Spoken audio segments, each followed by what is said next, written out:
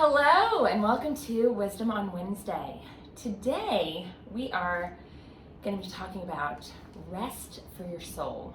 If you remember several videos back, we talked about just our culture of busyness and how we really need to create margin in order to give our bodies rest. And now we're talking about a different kind of rest. We are going to talk about rest for your soul, rest for your mind. And so thank you, Ellen, for being here and for talking about this very important subject right now. Well, it is good to be here, and I think this week, as we look forward to spring break, it's a really great time to consider ways that we can actually rest our souls. I look at this week and I think of all the projects my grandkids have and all the tests that are going on, and I think, okay, we're going to get through this week and kind of crash, right? Because all the projects are due. If you are feeling overloaded, so is every other parent at this school, because Exactly. it is every grade level, I think, has their major It's project due. week. It is right. Yes. But our pastor at church recently mentioned the word soul exhaustion, and it really kind of spoke to me because I thought, soul exhaustion. So he was talking about it, and he felt like we have a culture where all of us are really caught up in this soul exhaustion. He mentioned how it's this indescribable weariness that sleep doesn't take care of, no matter how much you sleep. It's even difficult to explain, but it's this unrest within that doesn't go away, right? Mm-hmm. That we feel this uneasiness. And this uneasiness has a way of taking away our joy and our peace. And he mentioned that, actually when I looked it up, it talked about soul exhaustion on Google, right? Right. But it talked about how you have heightened negative emotions, and even things like prayer feel impossible. So it's really been intriguing to me, and it reminded me of Matthew 11. I'm going to read this verse to you because it speaks of rest for our souls. And Jesus said, "Come to me, all who labor and are heavy laden, and I will give you rest. Take my yoke upon you and learn from me, for I am gentle and lowly in heart, and you will find rest for your souls." You know, I think we think of rest as a physical thing. That's We're right. tired after a race or after a busy day, and we assume that our exhaustion has to do with all the things we're doing, this overly busy That's right. schedule, right? Right. And we spoke to that in our last video. We Right. said, try to pull a few things, give yourself Right. margin. Right. And a lot of times we feel like, oh, we'll just go to bed early tomorrow. Exactly. We'll just Right. sleep a little later on the week. We'll catch up. We'll make this unsettled feeling go away Right. through sleep. But it doesn't when No. when your soul is exhausted. Well, even like this week, we're thinking we'll get through the week and then That's right. we'll rest. We'll rest. with spring break. But we're going to look today not at necessarily cutting things out of your schedule, but looking at ways we can adjust our minds and our hearts internally. And I think that I go back to, why are we so busy and hurried and agitated as a culture? And one of the things that's come to my mind is that we live in a really noisy culture.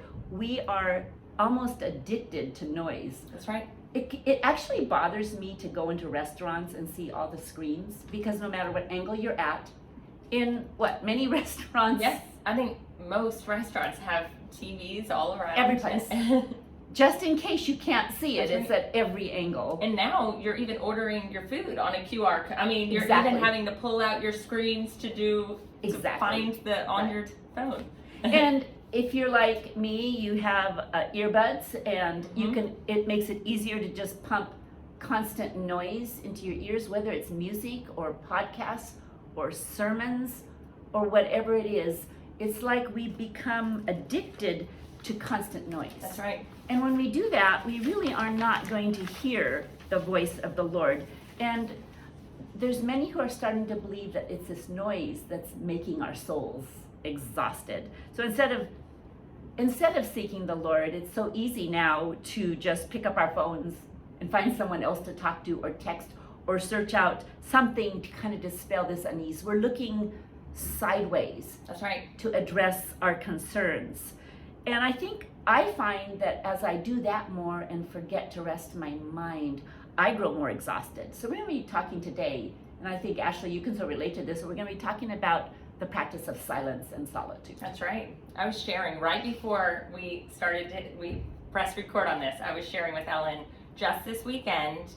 I had to drop my kids and my husband off, and I had 1 hour to go to a coffee shop, and I thought, oh, I will start working on the video that we're gonna do and start thinking through and my phone died as I was in line, and it was this, oh no, what am I gonna do for this hour? I was planning to be productive, and it was productive for good things. You think if you're doing, it was for family ministries, it was good things. You think, oh, well, that's not contributing to the soul exhaustion, but it is. Right. And so for this hour then, I was unplugged, and it felt much different, I think, than had I been looking up articles or looking up things. So what did you do in that hour, and how did that make you feel, Ashley? I felt refreshed because I didn't have anything to look at or check, because inevitably even if we are listening to a good podcast or looking up good articles or, reading a good thing online, we are still honed in on a screen, and we are still having other noise come at us. While you're doing that, you're getting texts. While you're doing that, you're staring at the time and wondering, how much time do I have left to do this? And so being totally unplugged it is true rest, as opposed to when we think, oh, I'm just sitting, but I'm pulling out a screen or listening to a podcast or something like that. Well, that is such a really good story, and I can so relate. It's like I panic if I don't have my phone. Right. And it's like we're needing to turn to other things. That's right. To distract us as a source of entertainment or comfort or productivity. Whatever it is, we're warding off a feeling of boredom. That's right. Actually, we're not used to silence and solitude anymore. I think it's interesting because that leads me, at least, to a sense of hurry. Yes. I'm always like, I have to be doing something, I have to be reaching out to someone, I have to be producing. And if I enter into my school days with my grandkids in that state of mind, I find that I don't have the joy or the patience to really be wholly engaged with them. Right. And my mind isn't at rest. Instead, it's in this hurried state where I'm not as able to even hear them well. That's right. You're not able to fully be present in that moment. So silence and solitude, I think, is a rhythm or a practice we really, really need to cultivate in this noisy culture. And it's that space for our souls and in our lives for God to do a deep work in us. Because if we don't give him that space, we will be less able to actually influence our children and other people. That's even. Right. And I think in this silence and solitude, and this sounds really unnerving to me because I am I like to be productive and I like to connect, but it's stopping doing, stopping producing, stopping pleasing people, stopping entertaining, stopping fussing and worrying and stressing. It's simply doing nothing and being your authentic, really naked self before the Lord. And I find that when I try to do this, there's times that I really feel the Holy Spirit speak to me, and there's times that I simply sense God just pouring calm and peace into my life. So this is something that I'm really cultivating for myself, and I really encourage each one of us to try that. It can be frightening though. It can. Because for some reason, when we are silent and just in solitude before the Lord, things come up. That's right. Hurts, things that are distressful within us. And I have to remind myself that ignoring them doesn't do any good, and the Lord's wanting to free me and to cleanse me and to exchange those things for more of his presence. And also it can be frightening because sometimes things don't come up right away, right? Sometimes you're waiting, and that's what the Lord wants us to do. I mean, the Lord wants us to be patient and wait on him. Right. And sometimes that's where you're going to miss it if you say, I'm going to spend a few minutes, well, now I'll get it, wait, be patient, wait on the Lord, and spend that time in silence. Exactly. And it's interesting to go, I'm doing a Bible recap and we're in the Old Testament. I'm amazed at how over and over God emphasizes two of his commandments, idolatry and the need to rest. Yes, That's exactly right. The rest is really, really important. So really, if this is a foreign concept for you, start wherever you are. That's right. because I know that we've talked with a lot of moms of littles and moms of babies, and this is, we all hear first thing in the morning, wake up, have your quiet time, and sometimes your season of life, you might be up all night with a baby, and Right. that first thing in the morning, that might not be your time in this season. So can you share some other ways that maybe people can start small and work this into your schedule if it isn't something that you're currently practicing? For sure, and Ashley, when you were mentioning moms of small children, how many times have you tried to find a few quiet moments of rest in the bathroom? That's right. And your kids are knocking on the door. Right. We understand, and I remember those times, but I think there are ways to think in little ways to work at building silence and solitude as a practice in your life to a healthy level. And I'll give you some of the things that I'm trying to do, and maybe they'll work for you as well. And one of those is when I go for walks now, rather than listening to a podcast or using it as a time to talk to someone, I'm turning off my devices and using those walking. And that's been really, really refreshing. And I'm reminding myself that another podcast isn't always the answer. That's right. There's some great podcasts. In fact, I love podcasts, but we don't need to always be stimulating our minds.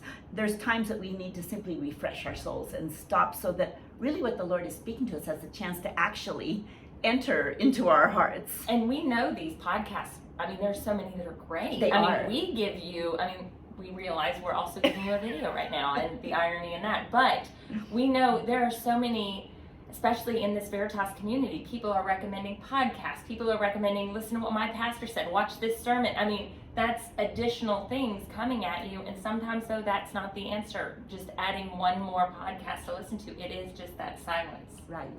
And when we're so busy, I find that I want to immediately in my prayer life go to my prayer requests before the That's Lord. right. And so I'm trying to stop and hear the Lord. And it is really sweet for me because it's more of a sense of peace that He's bringing me, and at times He's answers too. But there's something about this silence that is so great.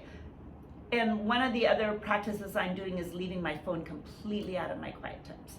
Other than I do listen to the daily recap for my reading of the Bible, which is fabulous, but not having my phone there or feeling like I have to immediately respond to a text. That's right. Why is it that we have this sense that we have to immediately respond?